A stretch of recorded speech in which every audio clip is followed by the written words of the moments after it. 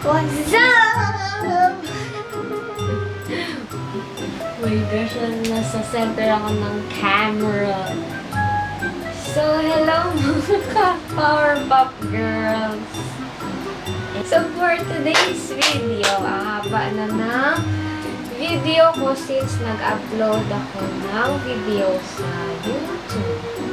Let's check kung anong year ba yun. That was 1 year ago na pala yung dalawang video na in-upload ko sa YouTube channel. So, for today's video,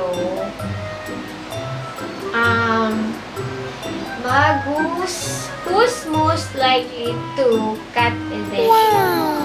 So, ayan, dun sa dalawang unang video ko, dalawa pa lang yung cats ko, si Coco and si Milky.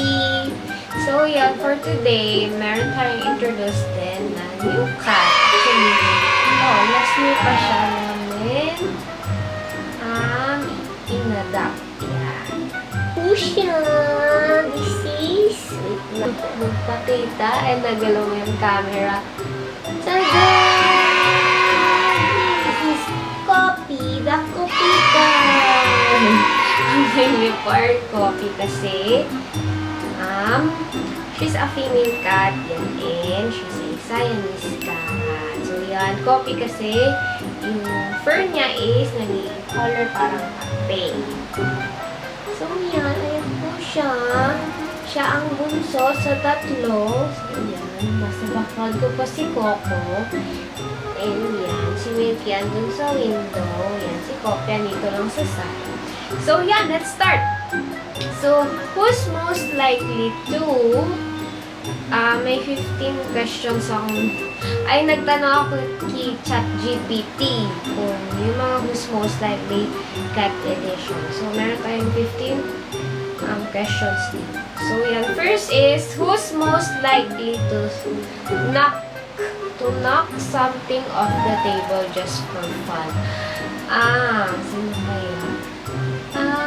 I think si Milky. Milky, pakita po natin yung mukha ni Milky dito. Kasi siya yung adventurous. Sa kanilang tatlo, siya yung pinaka-adventurous and pinaka-maligalig or pinaka-mahilig mag-run sa kanilang tatlo. Yeah. So, yan. Feeling ko siya yung palaging naihulog na something sa table or somewhere. At saka siya din yung laging umaakyat sa mga door, sa mga windows, ganon. Itong dalawa, si Coco at si Coffee, hindi masyado. So, number 2, who's most likely to meow non-stop at 3 a.m.? So far, non-stop, I think si Coco. Kasi siya yung sa madaling araw, madaling magutom. Pero hindi naman 3 a.m. Parang pagpatak ng 5 a.m., alam niya na dapat breakfast na yun. Pero, mga 9 a.m. dapat kakain siya ulit. So, ganun siya. Oo, parang ganun na siya. Kasi itong dalawa, bihira lang maganon. Pero si Coco talaga, kapag talagang nilagay mo siya sa room, nakasama mo matulog, kapag 5 a.m. dapat alam niya na yan, na i-feed mo na siya ng breakfast. So, yan, kakagat-kagatin mo yung paa mo kapag hindi ka pa rin bumangon. So, next na, dito. Vicky, you want to show your face in the camera? Number 3. You want to read? Hindi ka ba kayo sa camera? Si Coco. Number 3, who's most likely to steal food from your plate? It's Coco. Kasi si Coco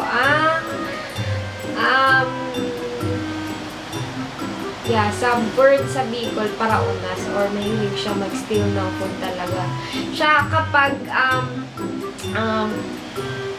namin, during eating time, siya yung palaging nauuna sa table. Tapos yung dalawa, nag-wait lang talaga sila bigyan ng table food.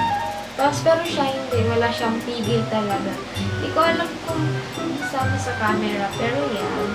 Ito ang aming malditang cat. Ang aming ate na si Coco. So, next is number 4. Who's most likely to chase their own tail? Ngayon, wala na masyado. Pero noon, si Coco din ulit. Lalo na nung kitten pa siya. Kasi, ewan, mas energetic pa siya maglaro. Ngayon, hindi na. Wala nang ganun sa kanila. Kahit parang si Kopi, parang hindi din niya na-experience na i-chase or parang laruin yung sarili. Parang si Coco lang. Parang si Milky konti, pero si Coco talaga. Number 5. Who's most likely to nap in the weirdest spot? It's Milky. Mahilig si Milky mag-nap or matulog sa mga boxes ng shoes. Sa labahan. Yan. Especially yan. Ewan ko siguro dun niya naamoy yung scent namin. Kasi sa labahan, sa maruruming damit. Ganon. Basta siya mga siya ang pinaka-weird. Tapos, ayaw din niya ng matulog palagi sa bed. Gusto niya parang sa hard or yung dalawa, si Coco at si Kopi, mahilig matulog sa bed.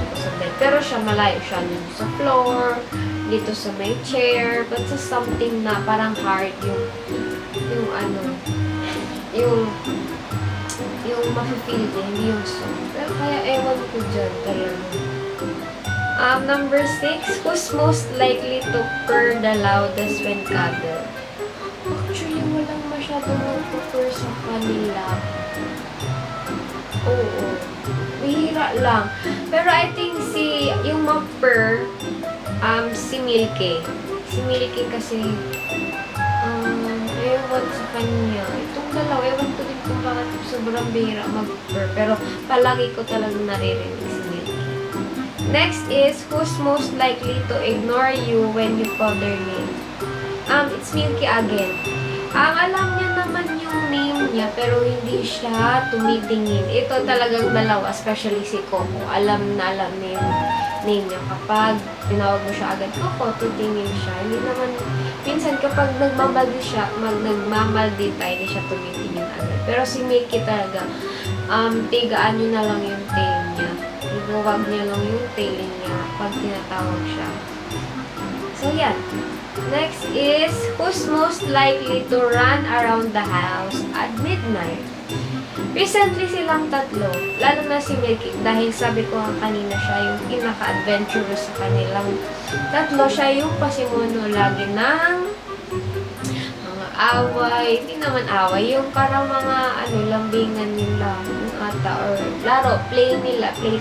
Tapos si Kopi naman pinaka-contrast. Ayaw niya masyadong naglalaro ng yung may bite-bite. Basta yung parang love bite-bite ng mga pusa. Ayaw niya yung siya. Sobrang maingay. Gusto niya maglalaro lang, takbuhan lang. Ayaw niya na yun parang parang magsisipan. Si Coco tsaka si Winky kasi ganun sila. So, yan. Next is, who's most likely to attack your feet under the blanket? Silang tatlo din, pero si Milky ulit. Si Milky and si Coco. Kasi, ewan ko. Bakit nga ba talaga ina-attack nila yung feet natin kapag nasa blanket? And kahit pag nakasaks ako, kinakagat-kagat nila. Search mo kung bakit ganun. Next is number 10. Who's most likely to sit on your laptop when you're busy? Si Coco nung medyo younger pa siya, oo. Pero kasi hindi naman nag-work sa laptop. Pero, yan, si Coco. Next is, who's most likely to get zoomies out of nowhere? Si Milky. Ewan ko talaga. Everyday yan. Lalo na paggabi na kung kailan na ako matutulog. Kasi nga, yan, dahil siyang pasimuno ng play. So talaga yung, bigla na lang yung talagang parang may brum-brum dun sa bigla na lang talagang, madadaganan ka ng mali sa oras. Kasi nga, nagraranta lang yung runway. Kasi nasa akit sa mga clothes na nakahang. Siyempre, naiinis ka. Pero yan, yun talaga. Next, 12. Who's most likely to demand attention during an online meeting? Sa kanila, si Kopi yung pinaka-clingy. Pero parang hindi naman sila nag-demand masyado ng attention kasi ito, si Coco, talagang siya, the the panganay. Si Nikki naman, very independent na pusa. Ayaw niyang nilalambing. Gusto niya, siya yung nilalambing. Same din kay Kopi. Kapag siya na yung lalambingin, nang-i-scratch na. So, yan, kaya kasi yung cat.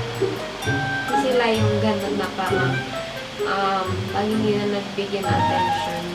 Pero yan, ako yung mas clingy sa kanila. Next is, who's most likely to curl up in a laundry basket?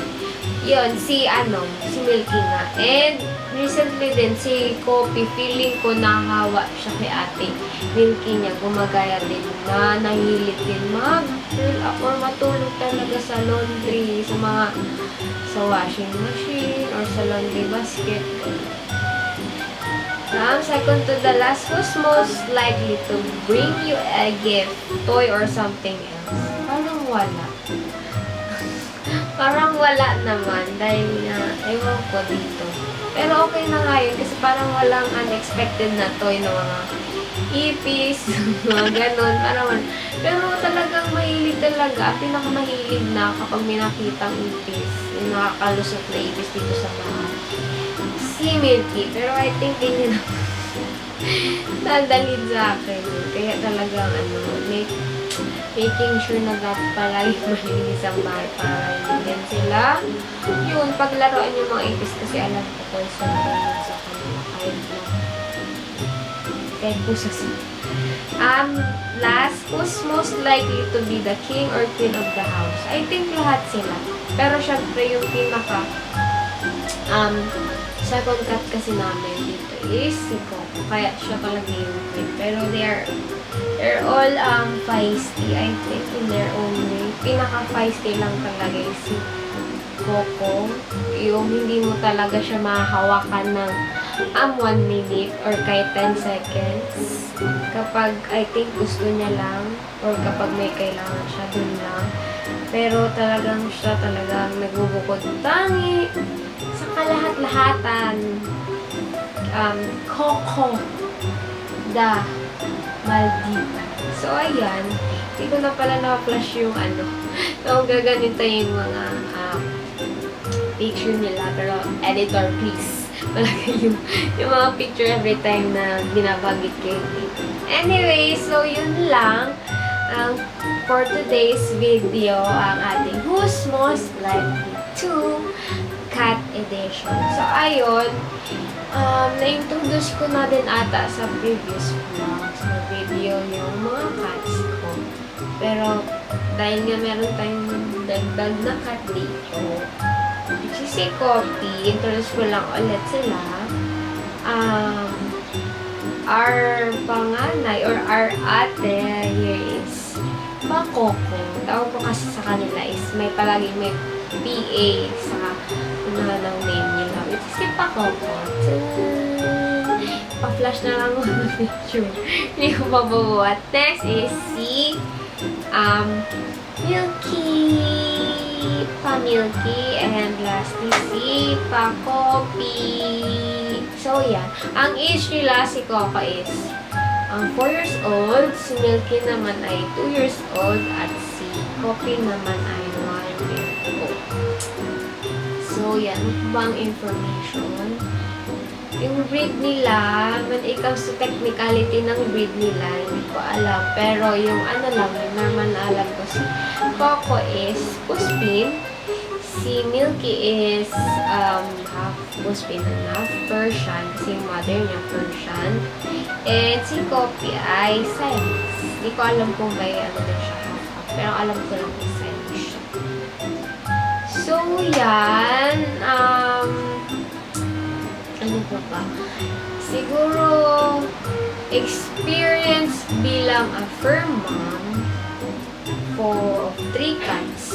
It's really a commitment every day. Maglilinis ng litter, magpapakain ng aga. Pero, what motivates you or me na alagaan sila is really the love for them. And yan, kahit nga yung mga cats ko, itong tatlo to, very independent sila. Hindi sila katulad nung nakita kong cat na very clingy. Pero, sa kanilang tatlo, si Kobe yung pinaka-clingy. Siya yung tatabis talaga sa'yo kapag natulog. Hindi lang yung dapat, siya yung maunang manglalambing, hindi ikaw yung manglalambing. So, yan, they are very independent. They may be feisty, but they're really cute. And they're also a stress reliever.